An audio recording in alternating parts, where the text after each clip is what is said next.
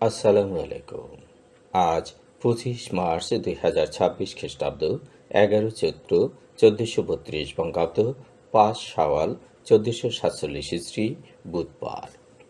সংবাদ পাঠ করছি মনির হোসেন কামাল। প্রথমেই শুনবেন সংবাদ শিরোনাম।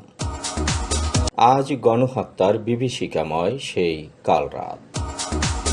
10 শনিবার খোলা থাকবে প্রাথমিক বিদ্যালয়। বরগুনায় গণহত্যা দিবস উপলক্ষে স্মৃতিচারণ ও আলোচনা। জমির বিরোধে বড় ভাইয়ের গুলিতে ছোট ভাই নিহত। মাছ ধরতে নেমে সাপের কামড়ে পুলিশ সদস্যের মৃত্যু। তালতলীতে স্ত্রী হত্যার অভিযোগে স্বামী ও শ্বশুর গ্রেপ্তার।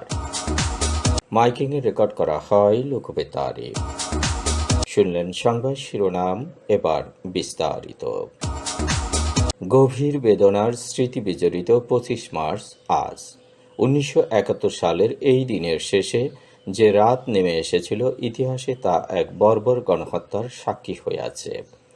এই রাতে পাকিস্তান সেনাবাহিনী অপারেশন সার্চলাইট নামের এক অভিযানে ভারী অস্ত্রশস্ত্র নিয়ে ঝাঁপিয়ে পড়েছিল ঘুমন্ত বাঙালির উপর। উদ্দেশ্য ছিল বাঙালির মুক্তির সংগ্রামকে স্তব্ধ করে দেওয়া। রাতটি ছিল কৃষ্ণপক্ষের ঘন অন্ধকার। ঢাকা সেনানিবাস থেকে গোপনে সাপদের মতো বেরিয়ে আসে ট্যাঙ্ক আর সাজোয়া গাড়ির সারি। ঢাকা বিশ্ববিদ্যালয়ের জগন্নাথ হল আর ইকবাল হলে সেনারা মেতে ওঠে নির্বিচার গণহত্যায়। গোলা ফেলা হয় ঢাকা মেডিকেল কলেজ ছাত্রাবাসে। পাশের বস্তিবাসীরাও রক্ষা পায়নি গণহত্যা থেকে। আক্রমণ ও হত্যাকাণ্ড চলে রোকেয়া হলেও। যত্রতত্র ধরিয়ে দেয়া হয় আগুন। হামলা চালানো হয় পুরান ঢাকার হিন্দু অধ্যুষিত এলাকাতেও। একই সময়ে পাকিস্তানি সেনারা হামলা চালায় রাজারবাগ পুলিশ লাইন্স ও পিলখানায় ইস্ট পাকিস্তান রাইফেলসের সদর দপ্তরে। বাঙালি পুলিশ ও ইপিআর সদস্যরা বীরত্বের সঙ্গে প্রতিরোধ গড়ে তোলার চেষ্টা করেছিলেন, তবে ট্যাঙ্ক ও ভারী অস্ত্রের মুখে তাদের পিছু হটতে হয়। এক রাতে এত বিপুল গণহত্যার নজির ইতিহাসে বিরল। জাতির ইতিহাসে বেদনাবিদুর এই রাত চিহ্নিত হয়ে আছে কালরাত হিসাবে। এ অভিযানের তাৎক্ষণিক ও মূল সামরিক লক্ষ্য ছিল পূর্ব পাকিস্তানে অবস্থানরত 6টি east Bengal regiment, Pakistan rifles এবং পুলিশ বাহিনীকে সম্পূর্ণভাবে নিরস্ত্র করা। তাছাড়া এই পরিকল্পনায় আওয়ামী লীগের সব শীর্ষ নেতাকে গ্রেপ্তার করা, অত্যন্ত কঠোরভাবে সামরিক আইন জারি করা, সব বিমানবন্দর ও চট্টগ্রাম নৌঘাটির নিয়ন্ত্রণ নেয়া এবং রেডিও ও টেলিভিশন স্টেশনগুলোকে নিয়ন্ত্রণে আনার সুস্পষ্ট নির্দেশ দেওয়া ছিল। পাকিস্তান সেনাবাহিনীর গণহত্যার মাত্রা কী ভয়াবহ ছিল তা বিদেশি সাংবাদিক ও কূটনীতিকদের বয়ানেও জানা যায়। আর্চারকে ব্লাড তখন ঢাকায় মার্কিন কনসাল জেনারেল। তিনি 1971 সালের 28 মার্চ পররাষ্ট্র দপ্তরে পাঠানো বার্তায় লিখেছেন, পাকিস্তানি বাহিনী একটি ভূখণ্ডকে বিভীষিকাময় ও সশস্ত্র জনপদে পরিণত করেছে। সেনাবাহিনীর আক্রমণের মুখে অসংখ্য মানুষ গ্রামে চলে যেতে বাধ্য হচ্ছে। পাকিস্তানি সেনাবাহিনীর এই অভিযানকে তিনি অভিহিত করেছিলেন সিলেক্টিভ জেনোসাইড বা বাছাই করা গণহত্যা বলে। রমজান মাস জুড়ে বিদ্যালয়ে ছুটি ঘোষণা করায় শিক্ষণ ঘাটতি পূরণে 10টি শনিবার প্রাথমিক বিদ্যালয় খোলা রাখার সিদ্ধান্ত নিয়েছে মন্ত্রণালয়। শিক্ষা অধিদপ্তরের উপপরিচালক মোহাম্মদ জয়নাল আবেদিন স্বাক্ষরিত এক পরিপত্রে এ সিদ্ধান্তের কথা জানানো হয়। পরিপত্রে বলা হয়েছে, রমজান মাস জুড়ে বিদ্যালয় ছুটি ঘোষণা করায় শিক্ষার্থীদের শিক্ষণ ঘাটতি পূরণে রমজানের ছুটির পরে বিদ্যালয়সমূহে শ্রেণী কার্যক্রম শুরুর পরবর্তী 10টি শনিবার সরকারি প্রাথমিক বিদ্যালয়সমূহকে পাঠদান কার্যক্রম পরিচালনা করার জন্য প্রাথমিক ও গণশিক্ষা মন্ত্রণালয় নির্দেশনা প্রদান করেছে। বরগুনায় গণহত্যা দিবস উপলক্ষে স্মৃতিচারণ ও আলোচনা সভা করা হয়েছে। বরগুনা জেলা তথ্য অফিসের আয়োজনে আজ সকাল 10টায় কলেজিয়েট মাধ্যমিক বিদ্যালয় এ অনুষ্ঠানের আয়োজন করা হয়। অনুষ্ঠানে প্রধান অতিথি ছিলেন বীর মুক্তিযোদ্ধা মোহাম্মদ হাবিবুর রহমান। বিশেষ অতিথি ছিলেন লোকবেতারের পরিচালক মনির হোসেন কামাল ও জেলা শিক্ষা অফিসের সহকারী পরিদর্শক অসিত বরণ মিত্র। সভাপতিত্ব করেন কলেজিয়েট মাধ্যমিক বিদ্যালয়ের প্রধান শিক্ষক মোহাম্মদ শাহজাহান। শুভেচ্ছা বক্তব্য রাখেন জেলা তথ্য অফিসার সেলিম মাহমুদ। শিক্ষার্থীদের মধ্যে আলোচনা করেন ফাহমিদ বিন মুস্তফা ও আতিকা রহমান ঋত্বিকা। পরে গণহত্যায় শহীদদের আত্মার শান্তি ও মাগফিরাত কামনা করে দোয়া অনুষ্ঠান করা হয়। দিবসটি উপলক্ষে বেলা 11টায় জেলা প্রশাসক তাসলিমা আক্তারের সভাপতিত্বে আরেকটি আলোচনা সভা করা হয়। ভার্চুয়ালি যুক্ত হয়ে আলোচনা করেন চিফ হুইপ মোহাম্মদ নুরুল ইসলাম মনি।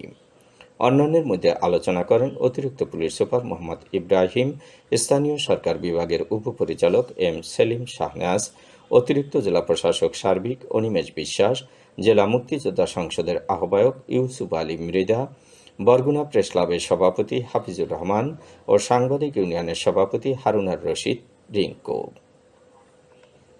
ফরিদপুরের বোয়ালমারী উপজেলায় জমি নিয়ে বিরোধের জেরে ছোট ভাইকে গুলি করে হত্যার অভিযোগে বড় ভাইকে আটক করেছে পুলিশ। আজ সকাল 9:30টার দিকে চতুল এলাকার ফায়ার সার্ভিস কার্যালয়ের পেছনে রেলগেটে এ ঘটনা ঘটে। নিহত ব্যক্তির নাম মিন্টু, তার বড় ভাইয়ের নাম গোলাম কবির। দীর্ঘদিন ধরে দুই ভাইয়ের মধ্যে জমি নিয়ে বিরোধ চলছিল। আজ সকালে গাছ বিক্রিকে কেন্দ্র করে বাক বিতণ্ডার এক পর্যায়ে গোলাম কবির তার বন্দুক দিয়ে ছোট ভাই মিন্টুকে লক্ষ্য করে কয়েক রাউন্ড গুলি ছোড়ে। ঝিনাইদহে মাছ ধরতে নেমে সাপের কামড়ে আশিক আহমেদ নামে পুলিশের এক ড্রাইভারের মৃত্যু হয়েছে। গতকাল বিকেলে মহেশপুরের নস্তি বাউরে এ ঘটনা ঘটে। নিহত আশিক নওগাঁর রানীনগরের একডালা ইউনিয়নের ডাকাহারপাড়া গ্রামের জাহিদুল ইসলামের ছেলে। গতকাল ঝিনাইদহ পুলিশ লাইনের এএসআই শাকিল আহমেদ, কনস্টেবল মোহাম্মদ আরিফ হোসেন মুন্সি ও ড্রাইভার আশিক আহমেদ নস্তি বাউরে মাছ ধরতে আসেন। বাউরে নামার পর বিকেল 3:30টার দিকে আশিককে বিষধর সাপে কামড় দেয়। এ সময় তার সঙ্গে থাকা পুলিশ সদস্যরা আশিককে মহেশপুর হাসপাতালে নিয়ে গেলে কর্তব্যরত চিকিৎসক তাকে মৃত ঘোষণা করেন। তালতলীতে যৌতুকের দাবিতে স্ত্রীকে হত্যার পর আত্মহত্যা হিসেবে ঝুলিয়ে রাখার চাঞ্চল্যকর ঘটনায় প্রধান দুই অভিযুক্তকে গ্রেপ্তার করেছে র্যাব। চট্টগ্রাম জেলার জোরারগঞ্জ থানা এলাকায় অভিযান চালিয়ে তাদের গ্রেপ্তার করা হয়। গ্রেপ্তারকৃতরা হলেন তালতলীর পশ্চিম অঙ্কুঞ্জানপাড়া গ্রামের বাসিন্দা মোহাম্মদ ফরহাদ পহলান ও তার পিতা আব্দুর রব পহলান। ভিকটিম আসিয়ার বিয়ের পর থেকেই তার স্বামী ফরহাদ পহলান যৌতুক হিসেবে 3 লাখ টাকা দাবি করেন। মেয়ের সুখের কথা চিন্তা করে ভিকটিমের বাবা স্বর্ণালঙ্কার সহ 2 লাখ টাকা ও 3টি গরু কিনে দেন। পরে বিদেশে যাওয়ার জন্য আরও 3 লাখ টাকা দিয়ে তাকে বিদেশে পাঠানো হয়। কিন্তু বিদেশে কাজ না করে দেশে ফিরে এসে ফরহাদ আবারও ভিকটিমের কাছে 2 লাখ টাকা দাবি করে এবং তাকে শারীরিক ও মানসিক নির্যাতন করতে থাকে। গত 6 মার্চ দিবাগত রাত আনুমানিক 12টার দিকে ফরহাদ তার শ্বশুরকে ফোন করে জানায় আসিয়া গলায় ওড়না পেঁচিয়ে আত্মহত্যা করেছে।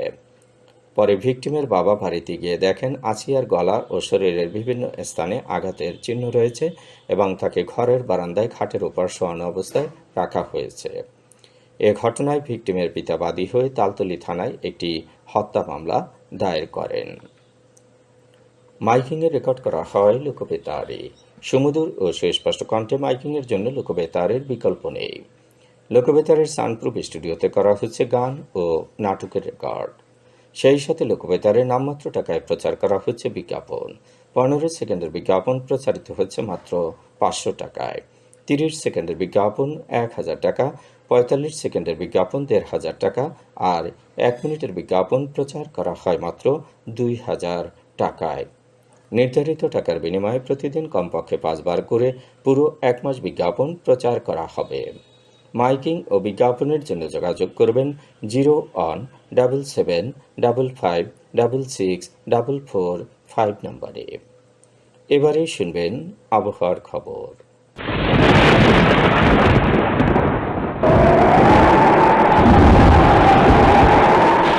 উপমহাদেশীয় উচ্চচাপ বলয়ের বর্ধিতাংশ পশ্চিমবঙ্গ এবং তৎসংলগ্ন এলাকায় অবস্থান করছে।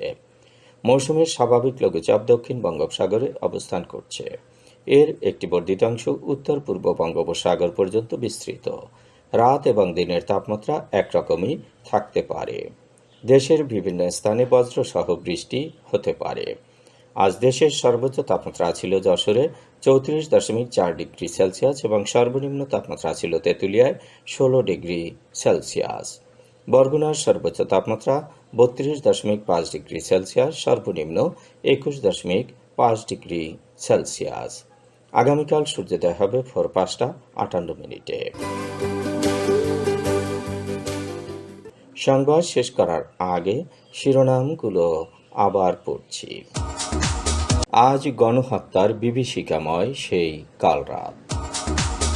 10 শনিবার খোলা থাকবে প্রাথমিক বিদ্যালয়। বরগুনায় গণহত্যা দিবস উপলক্ষে স্মৃতিচারণ ও আলোচনা। জমির বিরোধে বড় ভাইয়ের গুলিতে ছোট ভাই নিহত। মাছ ধরতে নেমে সাপের কামড়ে পুলিশ সদস্যের মৃত্যু। তালতলীতে স্ত্রী হত্যার অভিযোগে স্বামী ও শ্বশুর গ্রেপ্তার। মাইকিংয়ে রেকর্ড করা হয় লোকবেতারে। সংবাদ শেষ করার আগে জানিয়ে দিচ্ছি লোকবেতারে সংবাদ জানানোর মোবাইল নম্বর। আপনার এলাকার গুরুত্বপূর্ণ সংবাদ জানাতে ফোন করুন 0-1-775-666-445 নম্বরে। আর লোকবেতারের সাথে যুক্ত হয়ে গান শুনতে চাইলে SMS করুন 01782973478 নম্বরে। মোবাইল করবেন 01959438545 নম্বরে। বিশ্বের সব জায়গা থেকেই শুনতে পারবেন লোকবেতার। লোকবেতার fm.org ওয়েবসাইটের মাধ্যমে শুনুন সরাসরি অনুষ্ঠান। সংবাদ পাঠ এখানেই শেষ করছি।